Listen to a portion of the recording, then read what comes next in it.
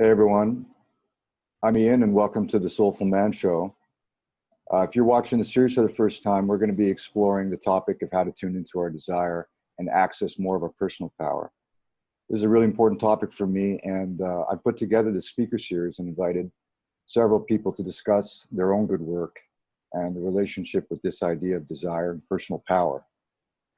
So today we're here with Ruwan, and Ruwan is a coach and a guide in relationship and tantric practices. Ruwan, I want to welcome you and thank you for joining us today. Yeah, thanks for having me on, Ian. Yeah, awesome. Can you tell us a little bit about what you're up to these days? Yeah, living in Thailand. I got really into archetypal psychology recently, so that's I'm creating a men's course on the masculine archetype. But yeah, I mean, I've been working on the same sexuality stuff, coaching men, teaching workshops, and doing the work as best I can. Right. Okay. Nice. And Yeah. what brought you into this work? Yeah, well, yeah, we spoke about this before. I got into this because at a younger age, I kind of had two entry points. I was very anxious as a kid. Through from as early as I can remember until puberty, I was very awkward, nervous, shy, and around puberty is when it kind of forced me to deal with it. Because when you're a little kid, you can just be a quiet kid, but around high school is when I realized there was some reasons why I needed to be out, and that got me into personal development. I went through a depressed phase, but yeah, the thing that brought me into sexuality specifically was that the way I entered personal development initially was very up in my head. Like I was reading all the productivity books, I was a self-help junkie, making everything efficient in my life. The way I worked out, the way I set my goals, the way I related to people was very heady and lacked a lot of feeling. And this brought up a different type of anxiety in me that manifested as a sexual dysfunction in my early 20s. And at that point, I was like, okay, I need to deal with something. Something's wrong here. It's very embarrassing at 23 to have, not be able to have sex, even though it's physically healthy. And that forced me to really investigate my emotions and my unconscious and ultimately get into the work that I do now, which is a different layer of self-growth where you're dealing with the unconscious, dealing with your emotions, not just the on-paper stuff, but what's underneath the surface. Right. Yeah, that's a really intimate topic. Thank you for for being so bang on about it. Totally, yeah. I'm sure that a lot of people, here watching can relate to that in some level or another, whether it comes to dysfunction or performance or just anxiety or wanting something deeper or something more. Like, what was it? Was it pure dysfunction, or was it like, was it performance related? Like, what was the what was the thing that kind of got you onto your? The symptom that got my attention was the fact that I'd be in bed with a beautiful woman and I couldn't get it up. I had erectile dysfunction. But looking back now, I mean, I didn't understand at the time, but looking back, it's very clear that I was disconnected from my feelings. Like I was constantly trying to fight my anxiety, fight my feeling impulses, overcome it with my mind. And you do this long enough, eventually you're going to cause a problem. You're going to cause a disconnect. And basically I was so disconnected from my feelings that I couldn't feel the sensation of arousal anymore. I'd be in bed with a woman thinking, like, what's the next step? I was doing everything by textbook. So naturally my body shut down. It's kind of like a warning sign, like, hey, you have to deal with this. And that's what got me to finally get in touch with my feelings. Okay. I feel a real beauty in that. Like, just sort of like underlying, I feel a real sort of, I can relate to, and I think many of us can relate to that, like a sensitivity that would make you feel something so profound that would cause you to either shut down or disconnect. If you didn't feel so profoundly, then, you probably be able to override that. Were you able to sort of identify that at some point? Were you able to feel like, wow, this is like, there's a lot more of me that's trying to come through here? Yeah, not at first. I mean, I had teachers and coaches before this. And then after this, I went kind of a more feminine route, getting in touch with stuff that didn't seem that rational. Like my rational mind would like judge my teachers and coaches during this period, but they would give me stuff that seemed kind of nonsensical to my rational mind, like stuff that at first I didn't really get like, what do you mean open my heart? Like that didn't make any sense to me. Right. What does that have to do with my dick not working? Yeah. Right? It took a while for me to make these connections eventually, but I did notice that, and the reason why we're speaking about desire, I think today, is that so much of it is interrelated from your lust up to your goals in life, up to your creative expression, how you connect with people. They're all different levels of the same thing. You know, if you're having a sexual dysfunction that's clearly psychosomatic, or some other physical problem that's clearly psychosomatic, it might be tied to the way you express your emotions, how you express your voice, your creativity. Like feelings are feelings all the way down to from the body feelings, all the way through your heart feelings, through the mental feelings that we call intuition. They're all the same stuff in different forms. Excuse me. Sure. Yeah, sorry, the browser open. All right.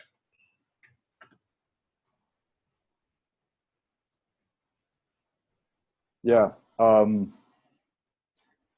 If you don't mind, since you kind of like got right into it, I just like, I'd love to explore a little bit more, like, have people like be able to relate to, the microcosm of this, so there's the way that, performance or dysfunction or fear or anxiety can cause us to look at something closely. And then from that point, what was what was the opening as you were like narrowing into this and you were doing your work and you were consulting with others and you were being guided? What was a little bit of that sort of opening? Where did you begin to feel like, oh, look, there's something interesting there, or there's something more, or there I am, or there's something powerful, or there's something delicious? Can you recall that experience from early Yeah, on? well, I mean, truthfully, I was very hyper focused on getting my sexual performance back. So that's what I was focused on in the beginning. Mm-hmm. And I did notice that certain things that seemed to me to have nothing to do with sex helped with my performance in that regard, like telling the truth, expressing my anger, expressing parts of myself that felt shame. Like every time, even little things, and I tell guys this all the time when they reach out to me for help with sexual dysfunction, if you expose your shame about it, that's at least one thing that's no longer going to block you. Right? Mm-hmm. Because like part of the shame is like a disconnect from like, oh, I don't like this part of myself. I'm going to package this and hide it from myself and hide it from the world. But I literally would tell women, hey, listen, I'm attracted to you. I think there's something here, but I've been having this thing going on where I can't seem to perform. I just want to call it out beforehand. And it was humiliating. It was just as humiliating to say it as it would be to have it just happen. But now I was taking ownership of it and I was willingly exposing this part. Mm-hmm. And just to answer your question, as little things like this would happen, I would get in touch with my body, my sensations, my emotions, and my sex drive came back. I also noticed that other parts of myself came back that maybe had been dormant since childhood. My creativity, my sense of wonder, my like impulse to play instead of trying to make everything productive. And it went from shifting my mind. I'll use an example, like connecting with women. I had read all the psychology books. I had a dating coach. I was in the pickup artist community for a while. Mm-hmm. I was doing all the things that other men had scientifically broken down, and this is how to connect with women. But it was always so much work. When I got in touch with my feelings, it was like this whole, it was like I had like a Cyrano de Bergerac in my ear telling me exactly what to do at every moment. Like all that was my instincts of how to connect with people. Everyone has this, like a third of your brain is meant for connecting with other humans, your limbic system. It's like I could finally access this and like not have to think so much to connect with people. I could just feel, and the right words, the right move, if you will, would come out of me. And it ultimately it led to, the mental feelings, the intuition that is creative expression. Like I was able to write for the first time creatively. And I'd say that's honestly the basis of my career was like getting in touch with my libido and my desire from the like base level all the way up. Sweet. So I have a sense as to, I guess, as I'm hearing you, I feel I have a sense as to, let's say, why this became sort of a portal for everything else. Like what is your take on that? This happened in the in the sexual intimacy realm, and all of a sudden it opened up these gave you access to everything else that was going on in your life. Can you give people a sense as to why why it worked? Yeah, well, I think I'm certainly not the only person that's come to this conclusion, but sex reveals a lot about our unconscious because of the fact that it's taboo and because of the fact that it's pleasurable. There's many different ways to speak about this, but a lot of repressed stuff shows up in our sex life. Like I could have probably gone another 10 years being disconnected from my feelings, just doing everything 4-hour work week style, trying to be super efficient and never regard my feelings until this symptom came up. It's like, oh, well, I can't think my way to a healthy arousal response. I have to feel into things. Other examples would be a lot of people who have fetishes or weird things come up in their sex, or their sex drive disappears, or they have this compulsive thought around sex. It's not always a sexual thing. Sometimes like some past pain will show itself in your mind as a sexual fantasy they don't understand. I Mm-hmm. mean, you can even look at like things like the Oedipus complex, or this like the repressed emotions that show up in sex. One theory, and I'm not saying this is the absolute truth, but one theory is that um, your unconscious is trying to work out things that you haven't been willing to work. Your ego hasn't been willing to work through, so it eroticizes it so that you're finally willing to look at it because sex is pleasurable. That's one possibility. I don't think Right. it's always the case, Mm-hmm. but yeah, sex is revealing. I mean, and I made a video on this recently. There's a couple areas of life that you can't possibly intellectualize. They're always the truth. Sex is certainly one of them, and comedy is another. And there's probably some others, but sex and comedy are the clear ones. Like either makes you laugh or it doesn't, either gets you off or it doesn't. You can't, like, your political affiliation, your ideologies can't alter that. That's like true instinct. Mm-hmm. So that's a long answer why I think truth gets revealed in sex. It did for me, and I think it does for a lot of people. Yeah, that's a great answer. I've thought about that recently. I've thought about that a lot. Like what is kind of going on in sex that makes it such an essential part of, you know, who we are and what we want. It just seems like the baseline, like it is life calling, Mm-hmm. like in its most in its most kind of primal way. It is the most primal thing that we could just about, you know, that we can do. And how are we getting in our own way? So it's a beautiful acid test for, you know, how much are we accessing of ourselves. Yeah, and I think for a man, regardless of your sexual orientation, or I guess it's true for everybody, but in finding your own sexual polarity, for men would be masculinity. It's the best place because the only reason why sexes even exist in life is for sex, right? The only reason why there's a male and female in existence is for them to interact in some way, whether biologically or energetically. Like that's why it exists. Like we have to remember that. I think a lot of people forget that when they speak about, you know, I don't want to get into that, but when they speak about roles and polarity and stuff, like that's the reason why we're not an asexual species. And then looking at it from a cold scientific perspective, you know, the reason why we exist is for our genes to pass on, and like sex is the vehicle. So we don't have to go down that route, but uh, that's the unfolding of life. I mean, it's the way we create life, and there's a lot of opportunity for a conscious person to access certain forces of nature through the sex drive. Yeah. Yeah. Thank you for sharing that.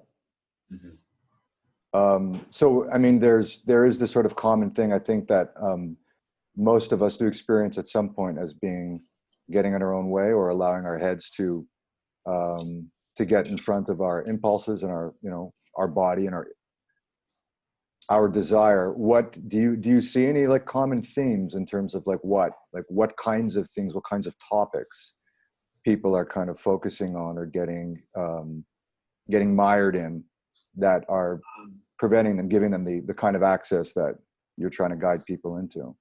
Yeah, well, the first thing that comes to mind, and I think this is maybe more, you know, it's a trending thing in this generation, is nice guy syndrome. And it's probably existed throughout the history of men, but I think it's at an all-time high nowadays. And, you know, there's various reasons why this generation, or recent generations, millennials and younger, are having a hard time, millennial men. Part of it is the way society has changed, culture has changed. Excuse me. Internet porn, I think, is a huge thing that has really messed with men's minds in a way that, you know, that's like a huge difference between a millennial male's way he interacts with women and the previous generation. Is this crazy technology where you can see all sorts of images before you ever see a real woman's body. You know, that affects your development. So I think that's a big thing nowadays. Even Mm-hmm. for men who are older than the millennial generation, nice guy syndrome is kind of a thing that's being reinforced by our culture in many ways. And that's like a kind of a new take on people pleasing, but it's specific to men. And I think men abandon certain masculine impulses when they indulge in people pleasing. Not that it's healthy for anybody, but something masculine gets lost, like that willful drive is lost when you're focused on being focused on how people see you. Mm-hmm. Social media doesn't help. I think there's certain, I'm not anti-feminist by any means, but there's certain things in I'll be careful with how I say it, but certain things in feminist culture that I think is challenging to younger men and men in general and how they perceive themselves. I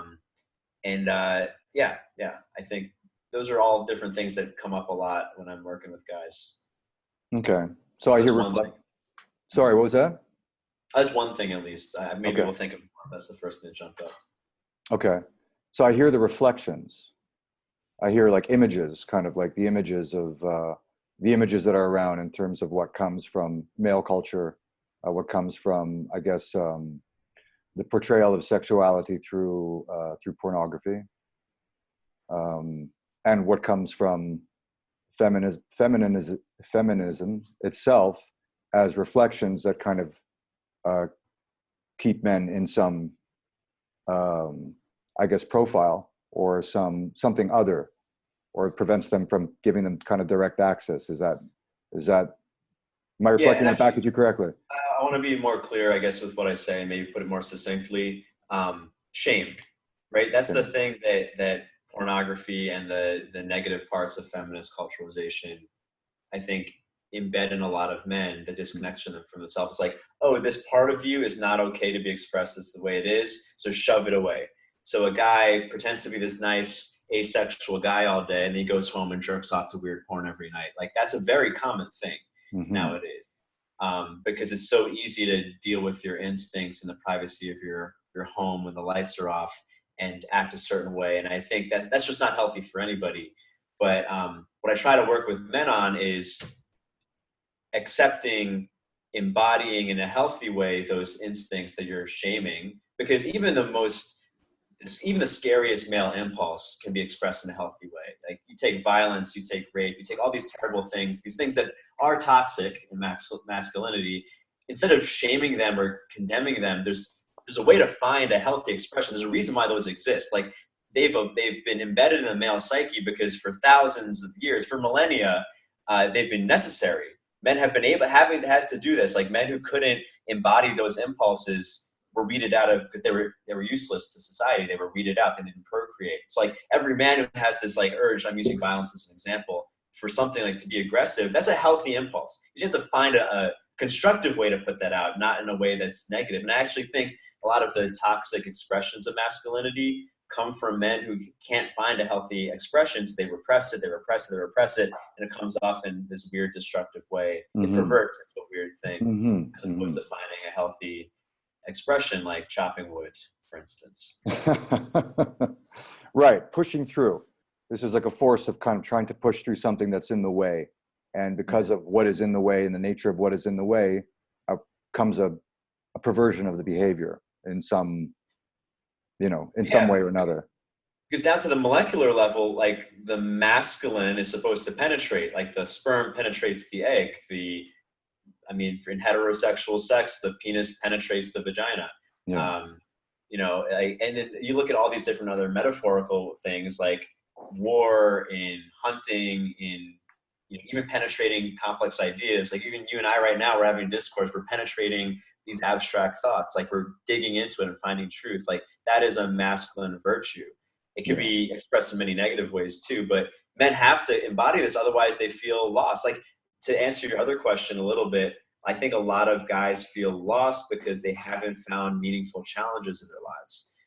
2,000 years ago, a man had to hunt, or do, maybe not hunt 2,000 years ago, but he had to do things that, like, nature challenged him, life challenged him. Now, most of us live pretty comfortably. We don't have to hunt for our food. We don't have to fight barbarians. We don't even have to battle the elements anymore. We all have air conditioners and stuff. Like, there's a loss of the opportunity to compete that is critical to the male psyche. And, like, men need that. Like, whenever I meet a guy who's depressed, it's very rare that he's depressed because he's lacking things. He's depressed because he doesn't know what games to play. Like he has nothing to compete over that's meaningful to him.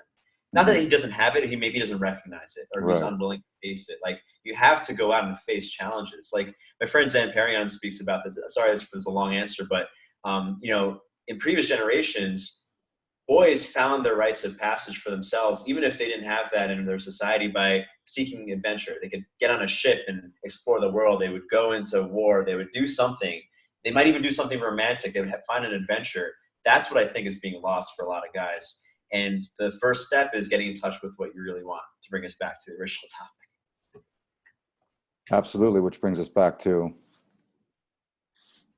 intimacy and sex. Yeah, yeah.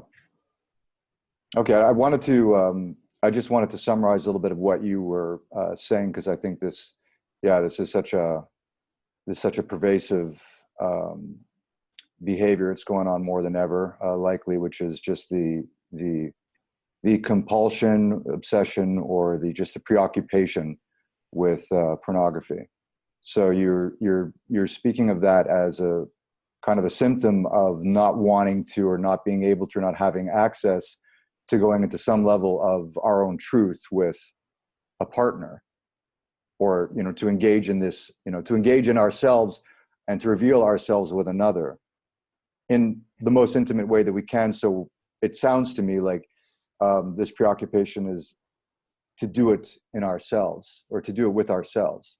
And that's kind of what's happening, because we're not willing to reveal more of ourselves with another. We keep it to ourselves, and pornography is a way of kind of expressing or not expressing that part of ourselves in a, you know, in privacy or in a closet. Yeah. It's like a half expression, because you get the dopamine hit from the pleasure, but you don't get the oxytocin hit from actual connection. Like there's a reason, and I'm getting this from Ken Blackman, who's a friend of mine. He was saying like men masturbate to porn. Women don't, maybe do, but you never hear of a female porn addict. Why? Because the male brain needs to feel sympathetic arousal. The male brain needs to feel like there is a woman, if you're into women, experiencing pleasure with him. So we watch it on a screen. It doesn't actually give us the oxytocin dump that we're seeking when we're looking at it. You know, looking at that. Women are a little different. Women masturbate with vibrators in general. They might watch porn, but you don't hear of a female porn addict, right? The male brain seeks that. So we're seeking that when we watch people have sex on a screen, but we're not actually getting the chemical cocktail that we're looking for. We only get half of it. We get the dopamine, which is what makes it so addicting. Right. So men who are seeking this, they're seeking this, they're accessing it through their imagination. They're getting it through some level of just viewership rather than engagement. Yeah. And it's harder and harder to connect with women. Okay. So as a first step, to anybody that, you know, that can sort of relate to that, you know, kind of behavior, that kind of isolation, because it does sound to me as being very isolating. You know, what are a couple of initial steps, or just some, you know, illuminations that you can give people to just, you know, bring them closer to the idea that there's something better, you know, in engagement versus doing this out of imagination and isolation? Yeah, well, if someone's in this situation, I tell them to get off porn. That's what I tell everybody. Like there's, you know, not that it's the most evil thing in the world, but it's like, it's like alcohol or cigarettes. Like it's not going to help you, right? And if you're having issues in this area of your life, you should probably get off of it. If you have resistance to not watching porn, then you probably have a problem because of that. You should get off of it.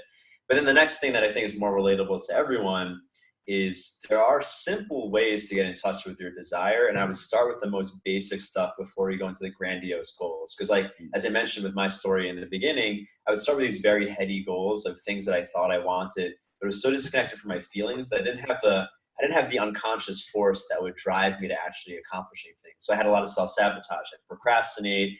I just not like be into it. I'd force myself a lot. Like it's hard to create things of great quality when you're fighting yourself.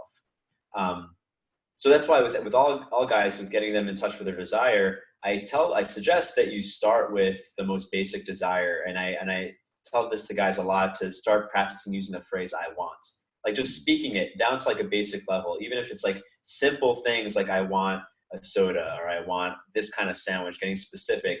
I want to be close to you. I wanted to speak to you. I want to tell you something. I want to tell you how much I love you. I want to kiss you right now. I want to punch you in the face. Like, you can keep upping it to like fill in the blank with something true, Right. and practice speaking more and more vulnerable truth. And you know it's in the right direction if you feel more sensation. To walk up to a woman and say, I think you're beautiful, I want to speak to you. If it actually matters to you, which hopefully it does if you're saying such a thing, you should probably feel some sensation. You should probably feel your heart rate increasing, unless you're a sociopath. Like, that's what life is made of, though. Like, those moments where you get to feel something.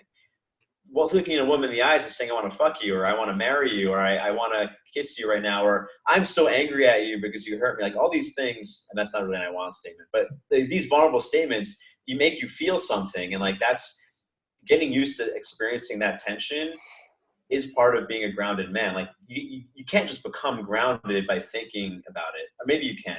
Maybe some people would say like just meditate, but I would say more effective, more direct is go out in the real world and challenge yourself emotionally by saying the truth, expressing the truth. And every time you'll become better and better at grounding that truth, grounding the sensation that comes with being a real man. And at some point you look back and you're like, oh, hey, I can handle a lot more stuff than I could before. I can look a woman in the eye and tell her how I feel. I can take on a challenge. I can confront someone who's being a dick and not get frazzled because I've practiced and practiced and practiced handling tension. Right. Love that. I really do love that. To bring it sort of like down to bring it into this very moment, very intimately, when you are expressing that which you want, like for you, for instance.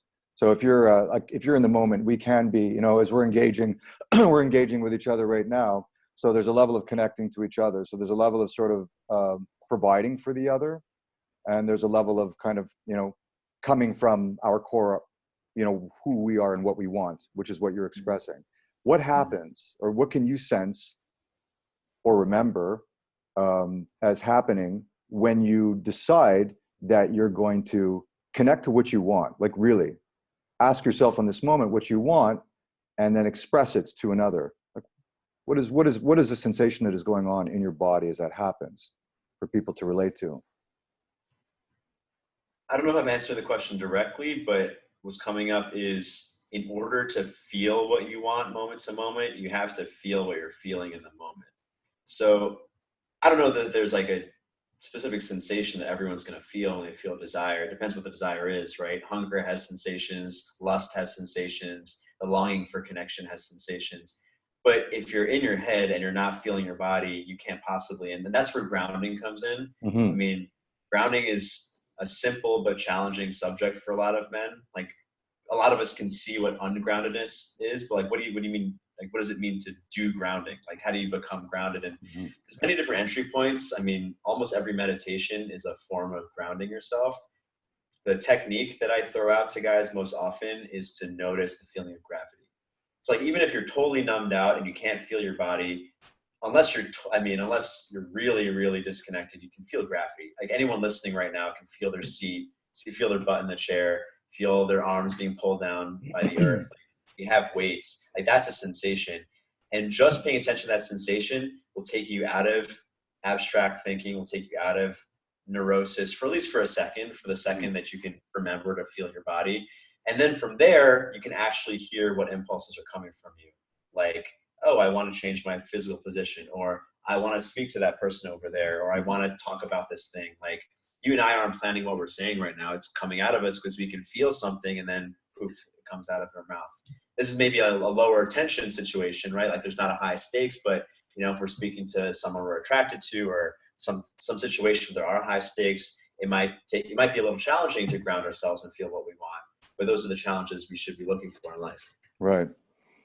Yeah, I was just talking with another speaker yesterday. We were having a discussion, and he was sort of saying that, like, it's a matter of just challenging ourselves. For him, the perspective was that just sort of always being on the cutting edge of, you know, where we want to be, challenging ourselves to do the very thing that we're afraid of, perhaps, that we really want to do. And I feel then through what's coming through from what you're saying is, this grounding or feeling gravity. Feeling gravity is sort of knowing, like, which way is down and which way is up, and having a sense of that, and challenging ourselves might be a question of falling down, or, you know, like failing, or like, so falling down towards the ground, or falling down towards our worst case scenario, and feeling what that feels like, and then just being in the truth of that. So that's Yeah. a powerful sensation in the body. If we don't do that, if we don't challenge ourselves, and we don't feel the gravity of anything that we do. Yeah, men need to experience challenge. Men need to experience opportunities where they can win or lose. And like people criticize like the competitive nature of the masculine man, but it's a virtue. It's necessary. And like down to the hormonal level, like there's something called the winner effect, whereas when a person experiences what they perceive to be a win, their testosterone spikes, their dopamine spikes, and their testosterone receptors, their androgen receptors also grow in the brain, meaning that every time they win in the future, it becomes, one, becomes easier to win, but also becomes more rewarding. And like that's almost the difference between a negative person who sees himself as a loser and a winner. Like they just have practice in taking on challenges and winning, so they can spike some testosterone, they feel more manly, they feel more powerful, and the next time they win, they get a bigger reward because they have more receptors. And like there's a biological phenomenon that any person can take advantage of. Like I was listening, I'm a huge boxing fan, and I was listening to Tyson Fury.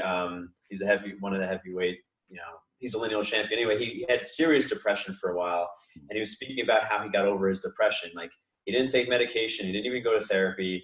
Not that those things are bad, but he set actual goals and did them. He set a small goal, he did it. He set a bigger goal, he did it. They were all challenging, they're all on his edge, but every time he felt better and better and better. And he probably wasn't thinking about the winner effect, but I'd imagine he was actually changing his brain from a depressed brain, which maybe was low on serotonin and low on dopamine and all these feel-good things, maybe low on testosterone, to being the manliest man you could be, the heavyweight champion, you know, like, not to say that that's the goal for everyone, but like, it's like self-help 101, setting goals and accomplishing them, but it's so critical to the male experience down to the hormonal level. Yeah. Yeah. I'm feeling that. I'm feeling as you're speaking, going back to, you know, your previous, you know, your previous statement about just sort of feeling the gravity. So feeling the gravity of, you know, like feeling sort of just something very basic within ourselves, or to feel our truth, or to do something, to take, you know, small steps or big steps towards what we want to do, puts us in a vulnerable place, puts us in a place of, it just takes our focal point and makes it us, makes it this rather than that, makes it, you know, what do we want? And that is an inward gaze. And so now we can feel, and that puts ourselves in our own perspectives, and allows us to just hold ourselves for that moment, just to know, rather than towards the other and say, oh, I'm afraid of that, I don't want to go there, and to create an image about, you know, about an experience as being something outside of ourselves, rather than to just say, well, I am going for it, and puts the experience within our own body. Yeah, and like that starting from the inside piece. I mean, everyone has probably heard of the internal locus of control being so important. Like people who are successful and happy, like they believe that they're in charge of their circumstances to a degree. But another way to put it is like your desire, tying us back to the theme, your desire, your impulses, that's life going through you. Like if you're drawn to a thing, whether it's a big thing or a little thing, like that's life trying to express itself through you. And if you let external circumstances deny that, you're kind of abandoning you're abandoning yourself, but you're also kind of abandoning like the flow of life. Like there's something that's trying to be created through you. Like it's important to listen to that. You could spiritualize it and think of that as the Tao or whatever, or you just think of it as like it's your unconscious trying to play in the world. Yeah. Yeah, I like that. Yeah. So what keeps you in the core of your inspiration, where you feel really juicy and that you're developing on your growing edge?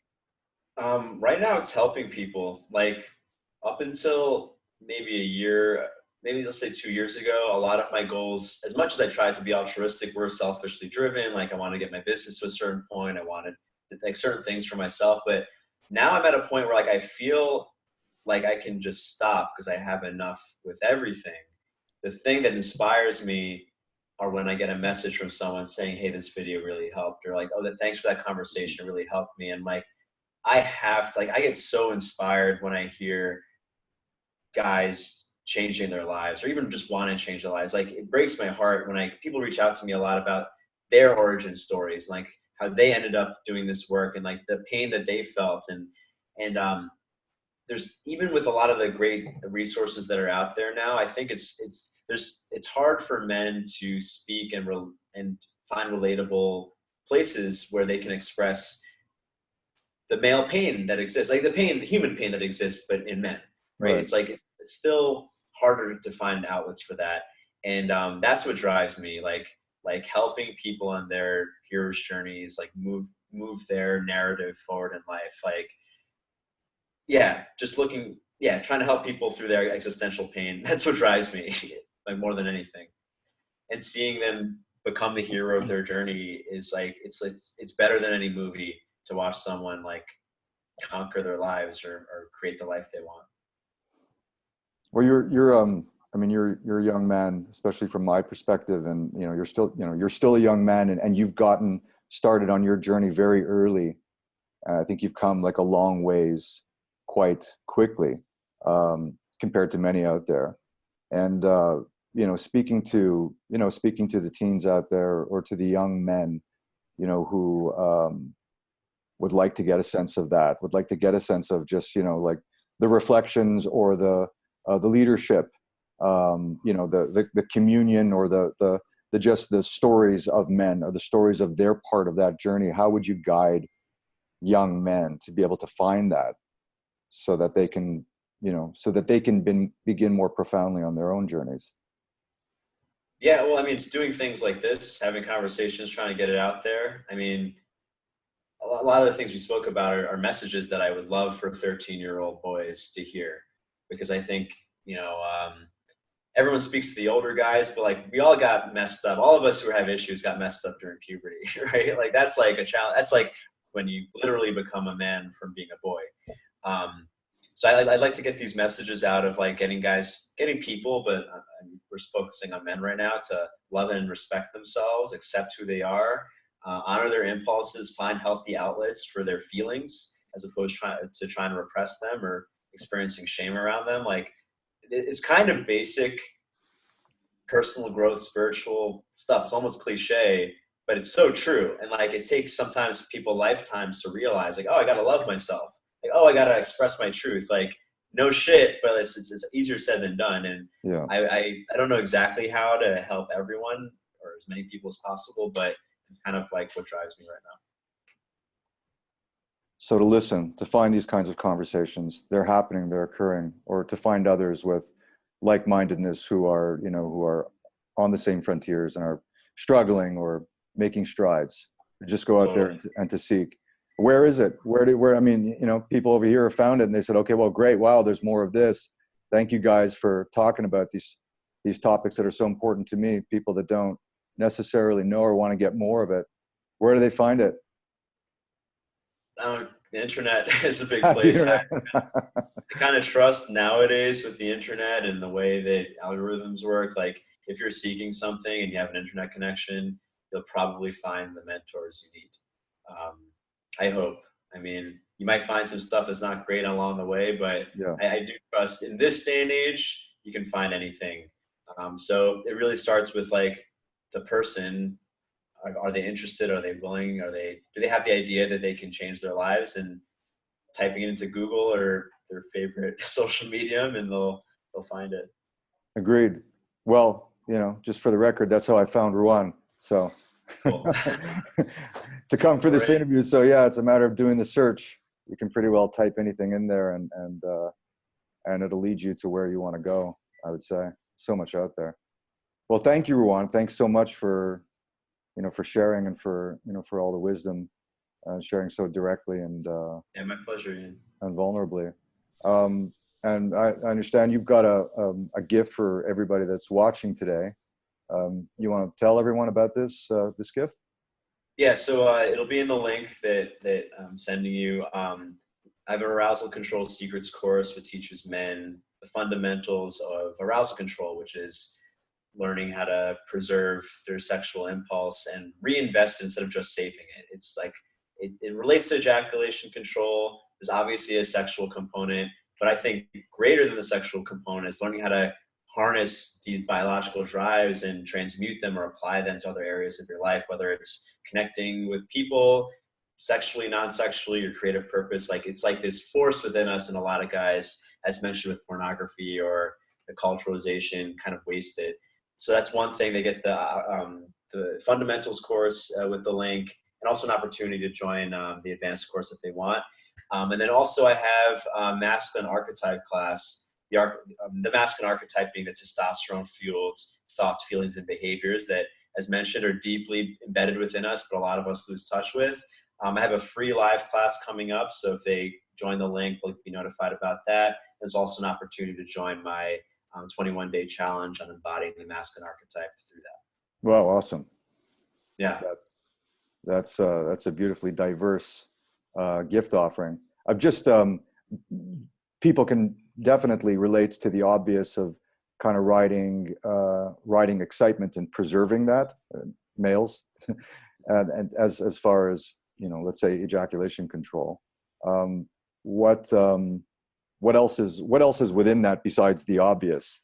What powers or secrets lie within that besides, you know, the very obvious? yeah, and I don't want to over talk it because I think there's some. I mean, I don't know if anyone's familiar with NoFap. Like, there's different movements that have recognized, like, oh, maybe you shouldn't jerk off all the time. Like, it's kind of a thing people are recognizing in different circles. And in the tantric world, there's a lot of stuff around preserving this life force. But so I don't want to over promise anything or oversell it. I think a lot of things are exaggerated.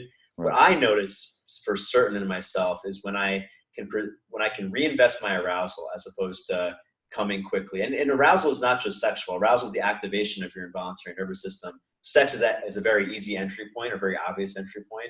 But as we were speaking about the other stuff, it relates to a lot of other things. Like, it's your deep instinctual feelings. Like, that's what arousal is. Sex is one expression of it. When you can preserve it, when you can feel it and reinvest it, I've noticed that my energy is up, my attention is better. Even things that might seem abstract, like courage, like when I've been wasteful with my energy, and anyone can think of this like with food, like if you're eating junk food, if you're not sleeping well, and you're draining your vitality, you become afraid of things more easily. You become more worried about criticism, maybe even become paranoid, as opposed to living a healthful, vital life, you know, eating well, sleeping well. Sexuality is another area where you have an opportunity to gather a lot of energy. Like, you know, the power to create life is within your testicles. You can use that for other things. So drive, connection. I mean, I've been spending a lot of time with a lover of mine, and I noticed when I can really reinvest the arousal, well, I'm just a better person to be around. Like, I can give her full attention as opposed to when I'm drained. I've been coming too much or wasting my energy in other ways. Like, right. I'm just not as attentive. Like, I'm just not as good a lover or a person to hang out with. I'm not as good a friend. So actually, for guys in relationships, I think is the most critical. If you want to be really good to your partner, learn how to preserve that so you can give her more attention, because that's another way we express our energy. Anyway, I could go off on a rant for a long while, but basically, in the fundamentals, I explain a lot of that as well on a practical level of reinvesting your arousal as opposed to just saving it, and certainly not wasting it. And the applications are, I think, pretty wide. Yeah, that's a great elaborate answer. Actually, it gives a lot of perspective to that. A lot of things that I can relate to. So thank you for providing all that. All right. Well, so for everybody watching, if you want to download that beautiful gift that Ruwan is offering, there's a button on the page that you can click to download it. And thank you, Ruwan. It was great having you today. Great having you on the show, and I want to thank you so much for joining me. Yeah, thanks, Ian. It's my pleasure. This was fun. And thanks everybody that's watching. I'm going to be with Kevin Orsland tomorrow, so I hope you can join. Ciao for now.